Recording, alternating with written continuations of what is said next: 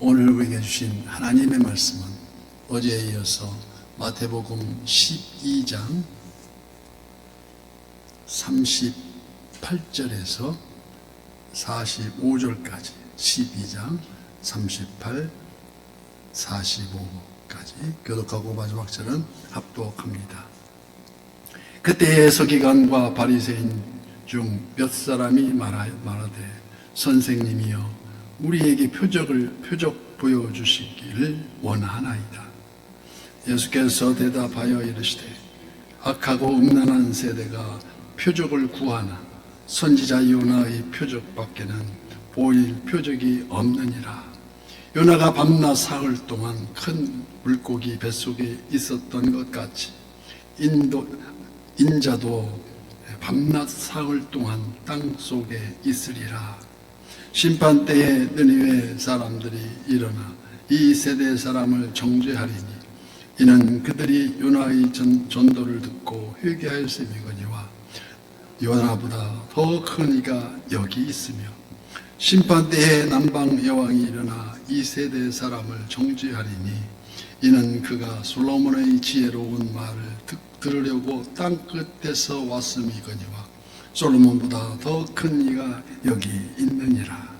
더러운 귀신이 사람에게 나갔을 때에 문 없는 곳으로 다니며 가기를 구하되 쉴 곳이 얻지 못하고 이에 이르되 내가 나온 내 집으로 돌아가리라 하고 와보니 그 집이 비고 청소되고 수립되었거늘 이에 가서 저보다 더 귀한 악한 귀신이 을 데리고 들어가서 거기를 하니 그 사람이 나중 형편이 전보다 더욱 심하게 되느니라. 이 악한 세대가 또한 이렇게 되리라. 아멘. 오늘도 실시간 선한 이웃의 기도의 향연 속에 새벽을 깨우는 우리 성도님들 모두에게 여호와 샬롬 지키시는 하나님의 평강과 오늘도 승리로 이끄는 풍성한 은혜를 축복합니다. 오늘 본문은 어제에 이어서 세 번째 논쟁인 표적에 관해서 말씀하십니다. 첫째가 안식일 논쟁, 안식일의 주인이신 예수님을 말씀하시고 또 병 고침에는 성경대로의 하나님 나라가 임하는 성령을 모독하지 말라는 최후의 통첩까지 나누십니다. 그래서 38절 그때의 서기관과 바리새인 중 몇 사람이 말하되 선생님이여 우리에게 표적 보여주시기를 원하나이다. 예수께서 대답하여 이르시되 악하고 음란한 세대가 표적을 구하나 선지자 요나의 표적밖에는 보일 표적이 없느니라 말씀하십니다. 무슨 말씀이십니까? 지금 이들의 표적을 구하는 것은 예수님을 믿고자 하는 마음이 아니라 도리어 예수님을 시험하고자 하는 악한 마음에서 비롯된 것을 우리 주님은 바로 지적하십니다. 이단 사교가 활보하는 오늘 이 시대도 자칫 믿음에 대한 확신이 열어지거나 점점 열해질 때 현혹되는 등 어쩌면 또 다른 표적을 구하는 시대라고 할 수 있다는 것입니다. 여기서 그때란 바로 병고침 논쟁 때 예수님으로부터 성령을 모독하지 말라는 경고의 말씀을 들은 바로 그 직후를 말씀하고 있습니다. 소경이 눈을 뜨고 못 듣는 자가 들으며 죽은 자가 다시 살아나며 이는 성경 예언대로 하나하나 표출되어 있음에도 이 사실을 깨닫지 못하는 저들을 향하여 악하고 음란한 세대라고 우리 주님 꾸짖고 지적하십니다. 독사의 자식들이라 너희는 악하니 어떻게 선한 말을 할 수 있느냐고 나무라시며 여기 악하다는 것은 죄에 물든 마음을 말하며 음란한 세대라고 하면 육체적 의미가 아니라 그 음란이 아니라 영적으로 하나님을 배반하고 있음을 바로 말씀하고 계십니다. 이는 호세아 선지자가 말하는 영적 간음으로 10계명 중에 제1계명이 너는 나 외에는 다른 신들을 너에게 두지 말라고 말씀함에도 불구하고 예수님은 이처럼 자기 욕망을 쫓는 자들을 악하고 음란한 세대로 정죄하고 계십니다. 보면 40절 말씀에도 요나가 밤낮 사흘 동안 큰 물고기 뱃속에 있었던 것 같이 인자도 밤낮 사흘 동안 땅 속에 있으리라 말씀하십니다. 무슨 말씀일까요? 요나의 표적은 그들을 잘 알고 있었습니다. 말씀에 불순종하여 큰 물고기 뱃속에서 3일 밤낮을 견디고 기적적으로 살아나서야 하나님 말씀에 순종하게 되었고 드디어 니느웨의 심판의 메시지를 전하는데 정성스럽게 전한 것도 아니고 마지못해서 건성건성 구원 못 받으면 망한다는 마지못해 외쳐대는 요나의 소리를 듣고도 그럼에도 그런 소리를 듣고 회개에 이르렀다는데 바로 이 요나의 표적은 예수님의 십자가 대속의 죽으심과 제3일의 부활하심을 예표하고 있다는 것입니다.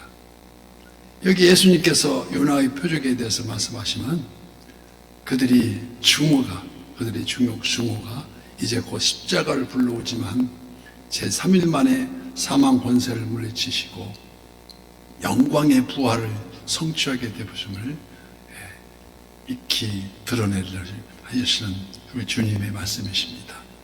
아계를 품고 표적을 구하는 저들에게 지금 주님께서는 최후의 마지막 표적을 말씀하십니다.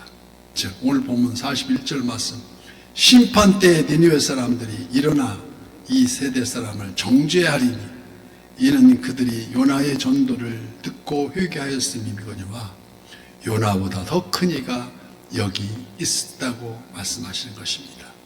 또 다른 면에서 니느웨 사람들을 정죄한 자들이라고 할 수 있습니다. 그들은 요나의 표적을 받아들이며 요나의 가르침을 듣고 회개함으로써 말씀에 순종하지 않았습니까? 이에 반하여 표적을 구하고 있는 저들은 요나의 비교조차 할 수 없는 주님 앞에서 순복하지 못하고 복종하지 못하고 그 예수님께서 부활의 증거 되신 부활의 증거를 확연히 나타내심에도 불구하고 끝내 회개하기는커녕 마지막 표적까지 은폐하고 숨기려 하고 있습니다. 그러므로 심판 때에 니느웨 사람들이 일어나 너희는 진짜 막tuk한 자들이라고 정죄한다는 것입니다. 요나의 전도가 니느웨 사람들에게 마지막 기회였던 것처럼 예수님의 십자가 부활은 최후의 표적으로 이 십자가 대속의 하나님 사랑을 깊이 깨닫지 못하여 회개하지 못하면 더 이상 구원받을 길이 없다는 것을 말씀하고 계십니다. 마치 사도행전 4장 12절 말씀 그래서 다른 이로서는 구원을 받을 수 없나니 천하 사람 중에 구원을 받을 만한 다른 이름을 우리에게 주신 일이 없음이라고 하였다는 것입니다. 또한 예수님은 남방 여왕과 당시 사람들의 풍조를 비교하고 있습니다. 네, 본문 42절 말씀입니다. 심판 때에 남방 여왕이 일어나 이 세대 사람을 정죄하리니 이는 그가 솔로몬의 지혜로운 말을 들으려고 땅 끝에서 왔음이거니와 솔로몬보다 더 큰 이가 여기 있느니라 말씀하십니다. 여기 남방 여왕이란 솔로몬의 명성을 듣고 찾아왔던 이디오피아 여왕 시바 여왕을 가리키는 것입니다. 그녀는 솔로몬의 지혜를 흠모하여서 많은 보물을 싣고 선물 보따리를 싣고 머나먼 길을 찾아 나섰던 것입니다. 그 솔로몬은 바로 평화의 왕이요 지혜의 왕이며 만왕의 왕이신 메시아의 그림자였음을 우리는 익히 잘 알고 있습니다. 예수님의 지혜로운 솔로몬의 지혜와 감히 비교할 수조차 없는데도 정작 패역하고 완악한 세대는 믿으려고 하지도 않으니 오죽하면 심판 때 시바 여왕이 일어난다고 말씀합니까? 이 세대 사람을 정죄하리라고 말씀하십니다. 어떤 사람이 귀신 들려 더러운 인생을 살아왔습니다. 그런데 하나님의 은혜로 더러운 귀신이 그 사람에서 떠나가게 한 우리 주님의 말씀 속에서 그렇다면 그는 이후 하나님 은혜에 감사하며 그 마음을 다스리고 성령 하나님을 정중히 모셔야 할 터인데 통치받기를 거절하고 마치 주를 그렇게 전도해도 말을 듣지 않고 자기는 자기 멋대로 살리라고 말하는 것 똑같은 상황입니다. 통치받기를 거절하고 깨끗이 소재되어 있는 그 마음에 텅 빈 그 빈터에 어떤 일이 벌어지고 있습니까? 나갔던 귀신이 텅 빈 그 빈터에 더 악한 귀신 7을 더 데리고 들어왔다는 것입니다. 그게 오늘날의 세대입니다. 그래서 45절 말씀, 이에 가서 저보다 더 악한 귀신 7을 데리고 들어가서 거하니 그 사람의 나중 형편이 전보다 더욱 심하게 되느니라. 이 악한 세대가 또한 이렇게 되리라고 경고를 날리십니다.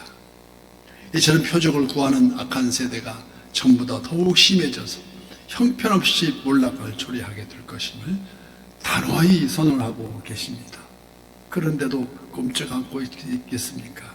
우리 모두 하나님 은혜로 인치심을 받고 새 사람이 되어서 성령 하나님을 그 마음에 모셔드려 너희는 너희가 하나님의 성전인 것과 하나님의 성령이 너희 안에 계시는 것을 알지 못하느냐. 누구든지 하나님의 성전을 더럽히면 하나님이 그 사람을 멸하시리라고 말씀하십니다. 왜요? 하나님의 성전은 거룩하니 너희도 그러하니라. 그래서 우리 안식일 때를 때부터 우리가 주일날을 고대하고 기다리는 것은 바로 참 예배를 위해서 우리에게 베푸신 하나님의 은혜이십니다. 그래서 오늘도 이 새벽을 깨우면서 이 악하고 음란한 세대 여기 선한 이웃이 최후의 증인이 되어서 성령을 소멸하지 않는, 그래서 금천고리 성시화가 이루어지는 우리 선한 이웃의 보람을 찾아가는 모두가 되시기를 예수님 이름으로 간절히 축복합니다.